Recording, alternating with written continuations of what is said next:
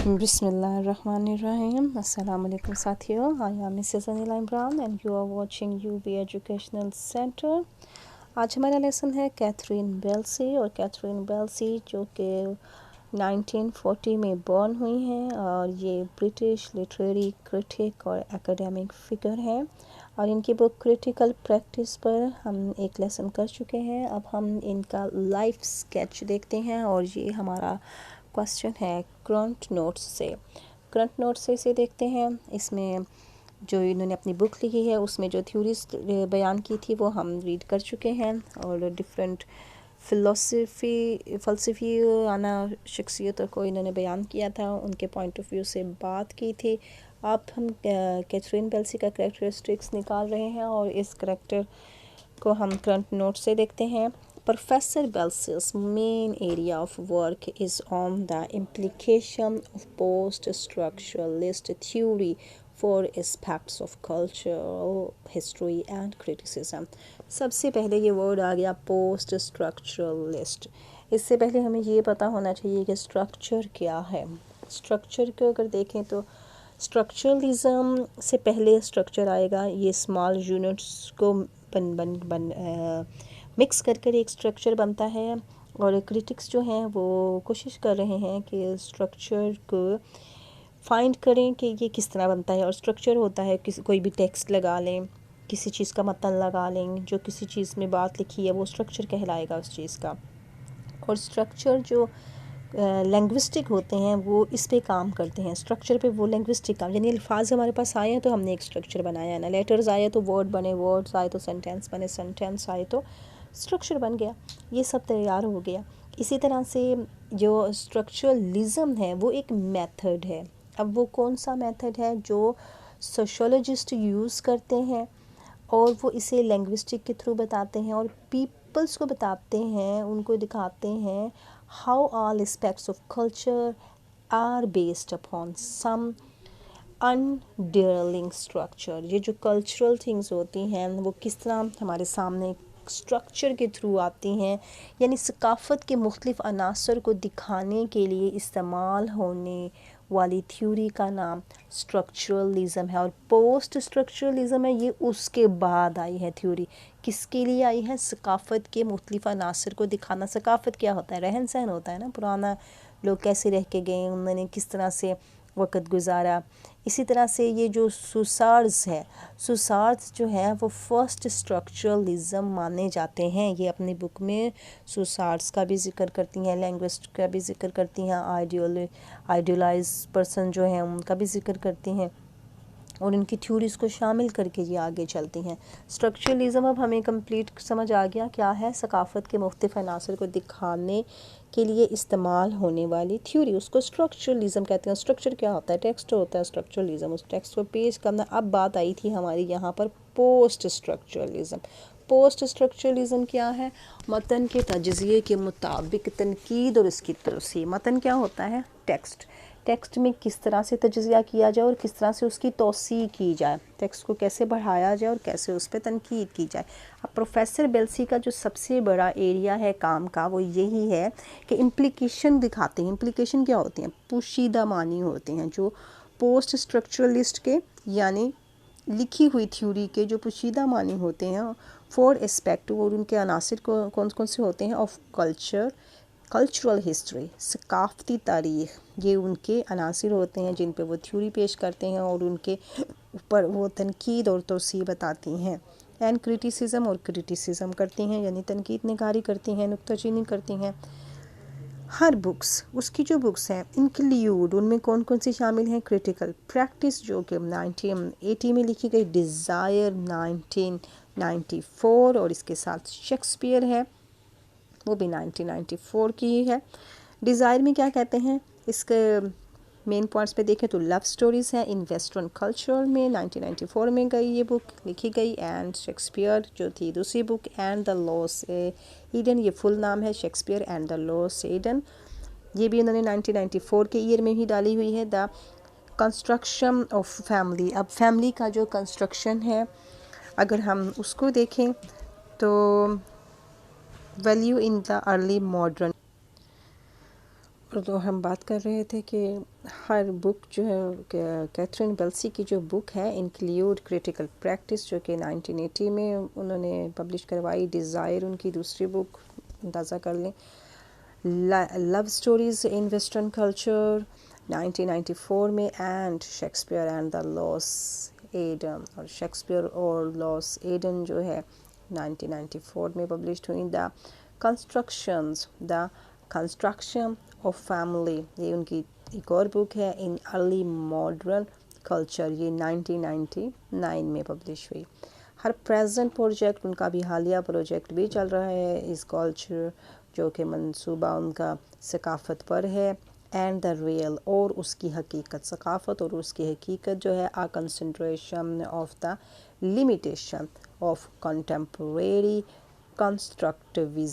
Constructivism تعمیری پن ہے جس کے بارے میں وہ اب کام کر رہی ہیں، اور یہ منصوبہ ان کا بھی چل رہا ہے، اور کنسنٹریشنز ہیں جو اس کی لمیٹیشنز بتاتی ہیں کہ کتنی اس کی حدود ہیں، کنٹمپریری جو ان کے ہم اثر ہیں، کنسٹرکٹیوزمز جو تعمیری پن ہے جو بن رہے ہیں ہم اثر، وہ کیسا کام کر رہے ہیں، in the light of Lacanian Lacanian psychoanalysis پر اب یہ کام کر رہی ہیں، کیونکہ انہوں نے اس والے رائٹر پر پیچھے بیان نہیں کیے، اس کے فلسفے کو پیچھے بک میں نہیں رکھا، تو اس بک میں وہ اس کے فلسفے کے مطابق کام کر رہی ہیں۔ لیکینین از دا اسٹڈی آف، اس کی تھیوری جو ہے لیکینین کی، is the study and the development of ideas and theories of the dissident French psychoanalyst. یہ ڈسینڈنٹ بتاتے ہیں فرینچ سائیکو انالائسسٹ کو، ان کی تھیوری وہاں پر چلتی ہے، اور جس تھیوری کو یہ کیتھرین بیلسی اب بیان کرنے والی ہیں۔ Professor Belsey chairs the centre of critical and cultural theory.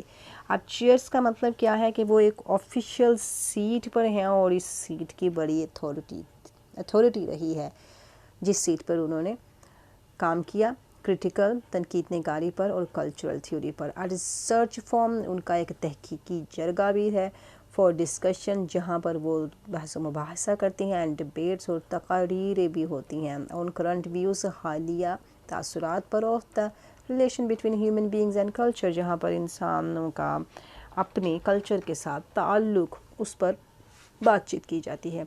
English literature has swelled about its own banks, اگر دیکھا جائے تو انگلش لٹریچر تو بھرا بڑا ہے اپنے کناروں تک، سویلڈ اباؤٹ بھرا ہوا ہے، اٹس اون بینکس یعنی اس میں بہت زیادہ بکس لکھی جا چکی ہیں، نو لانگر پیورلی انگلش، یہ بھی ہے کہ وہ ساری کی ساری بڑی اچھی والی پکی والی انگلش میں بھی مزید دستیاب نہیں ہے۔ اف انڈیڈ، اگر ایسا ہو، اٹ واز ایور، جیسا کبھی ہوا کرتا تھا، انگلش کی بھی تو چینجنگ آئی ہے، اگر ہم پرانی دیکھیں چوسر کے زمانے میں انگلش دیکھیں، اب کی دیکھیں تو کینٹربری ٹیل میں جو انگلش یوز ہوئی ہے، جو بعد میں یوز ہوئی، اس میں تبدیلیاں آئی۔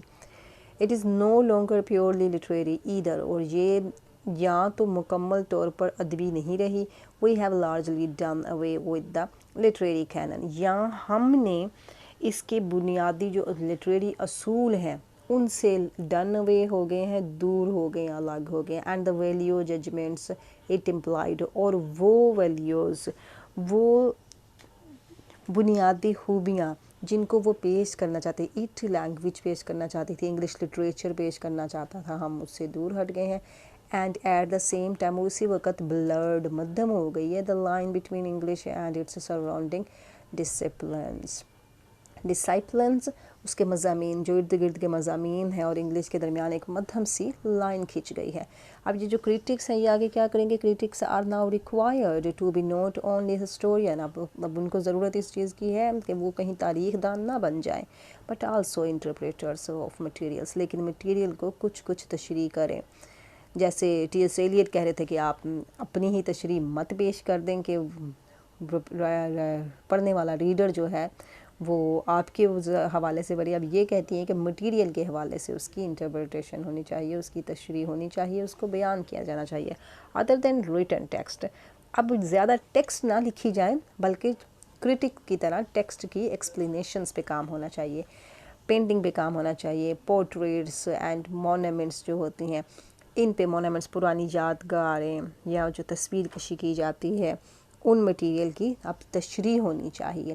ریچولز جو رسم و رواج ہوتے ہیں، ڈرامیٹک پرفارمنسز جو ڈرامائی کارکردگیاں پیش کی جاتی ہیں، سٹی اسکیپس جو ہوتے ہیں، شہر کے جو نقشے ہیں، and all the materials of every life, زندگی کے مختلف مٹیریل، مختلف مواقع، مختلف مواد، ان کو لا کر ان کو سامنے رکھ کر ان کی انٹرپریٹیشن ہونی چاہیے مٹیریل کے لحاظ سے، اپنے لحاظ سے نہیں، کرٹک اپنی چوائس کے لحاظ سے مت کرے۔ Among the early post war symptoms, اگر ہم دیکھیں پرانے جو جنگ کے بعد کی سمٹمز، علامتیں تھی، پوسٹ ہوتا ہے بعد، جنگ کے بعد کی جو علامتیں تھیں، آف دس ایکسپینشنز، تو اس پھیلاؤ میں کلچرل اسٹڈیز بروک اوے، کلچرل اسٹڈی کیا ہوا، جنگ کے بعد کی جو علامتیں ہوئیں ان میں کلچرل اسٹڈی اچانک الگ ہو گئی، ختم ہو گئی فرام انگلش لٹریچر سے۔ ان دا 1960s میں دیکھا جائے تو کلچرل اسٹڈی پر کم کام ہوا ہے، انگلش لٹریچر پر کلچر کے حوالے سے اتنا کام نہ ہو پایا۔ As defined by Raymond Williams, Raymond Williams کو ہم اسٹڈی کریں گے، جیسے ریمنڈ ولیم نے بھی بتایا ہے، رچرڈ ہاگٹ نے بتایا ہے، اینڈ ادرز، اور دوسروں نے بات کی ہے، cultural studies was every thing, وہ پہلے کبھی ثقافتی مطالعہ سب کچھ ہوا کرتا تھا، دیٹ انگلش واز ناٹ، اور انگلش میں نہیں تھا، انگلش میں اب موجود نہیں رہا۔ کنٹمپریری پاپولر، اس کے جو ہم اثر تھے وہ بھی بڑے مشہور تھے، اینڈ تھیوریٹیکلی اور نظریاتی طور پر سیلف اویئر، ذاتی باخبری تھی ان میں۔ اٹس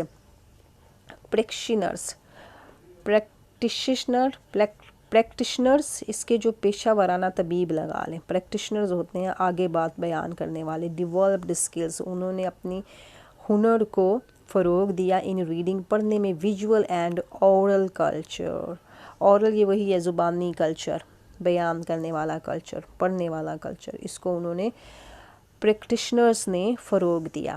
دا نیو ڈسپلن، یہ جو ڈسپلن آئے ہیں، نیو ڈسپلن اصول آئے ہیں، was given a major boost, ان کو بھی بہت بڑے زاویے پر بڑھایا گیا، by the development in Paris, Paris میں اس کی بھی فروغ پہ، اس کی ترقی پہ کام ہوا۔ At the same moment of a form, اسی شکل میں اگر دیکھیں، آف کلچرل انالائسس، تو وہ تھا ثقافتی تجزیہ، دیٹ ڈرا آن اسٹرکچرلزم، جسے اسٹرکچرلزم میں بھی پیش کیا گیا، اینڈ لینگوسٹکس، لینگوسٹک کیا ہوتے ہیں؟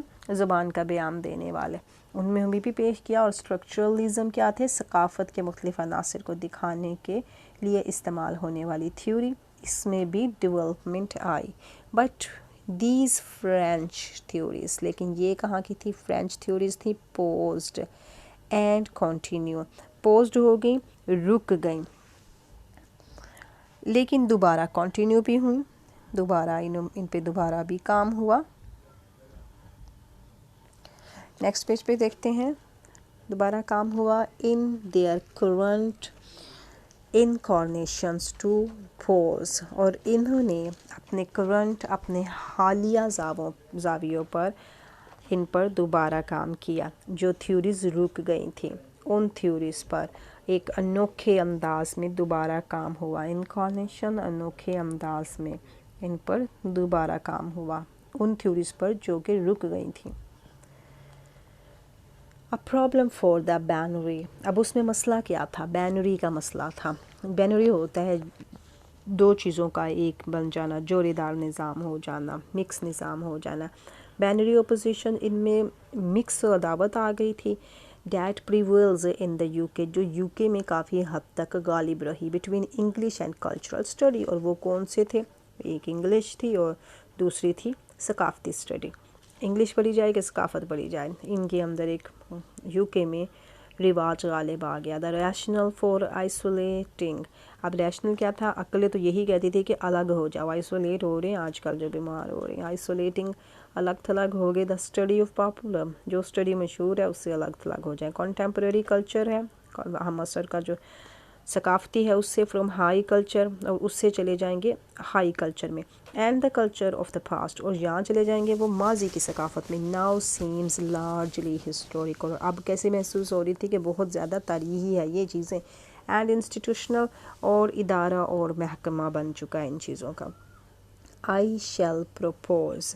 अब ये कैथरीन पिल्सी का बयान है कि वो तजवीज़ पेश करती हैं किस चीज़ की, date we move towards cultural criticism, कि हम किस तरफ जाएं, हम कल्चरल क्रिटिसिज्म की तरफ जाएं, ये कैथरीन पिल्सी कह रही हैं।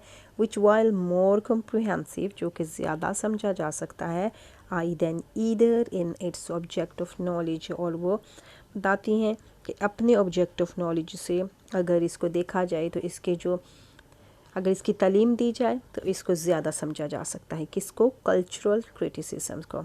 वुड हैव पैराडॉक्सिकली, और अगर इसको देखा जाए पैराडॉक्सिकली होता है वो बात जो बज़ाहिर गलत मगर हकीकत में सही हो, पैराडॉक्सिकली लेस डिफ़िकल्टी, और हमें देखा जाए तो पैराडॉक्सिकली इसमें कम मुश्किलात आएंगी इन डिफाइनिंग, के बयान करें इट सेल्फ, इसको, किसको, कल्चरल क्रिटिसिज्म को, एज अ स्किल, एक हुनर के तौर पर, एंड जस्टिफाइंग, जस्टिफाइंग होता है मानी पेश करना, उसको जवाज़ पेश करना, उसको पेश किया जाए, it self as an intellectual pursuit, किसके तौर पर, इंटेलेक्चुअल दानिशवराना जस्तजू के तौर पर, परस्यूट कोशिश के तौर पर, जस्तजू के तौर पर पेश किया जाए। इट्स डिफाइनिंग स्ट्रेंथ, अगर इसकी जो डिफाइनिंग होती है तारीफ़ करना, किसी चीज़ की मीनिंग को वाजिया करना, उसको, उसकी स्ट्रेंथ को, उसकी मजबूती को, would be uh close attention, तो बहुत ज़्यादा तवज्जो मिलेगी इसके लिए, to the signifier in all it's form, signifier भी अहमियत होता है, अहम होता है, तो तमाम फॉर्म्स में, तमाम अशकाल में इसकी अहमियत बढ़ जाएगी अगर कल्चरल क्रिटिसिज्म को शामिल किया जाए सिलेबस में, नसाब में, और इस पर काम ज़्यादा किया जाए तो इसकी अहमियत ऑटोमेटिकली बढ़ जाएगी। और ये उनकी शिकायत है कि इस पर काम नहीं हुआ है, इंग्लिश लिटरेचर में इस पर काम होने की ज़रूरत है। Thanks a lot for watching, listening, do subscribe, share and comment. अल्लाह हाफिज़।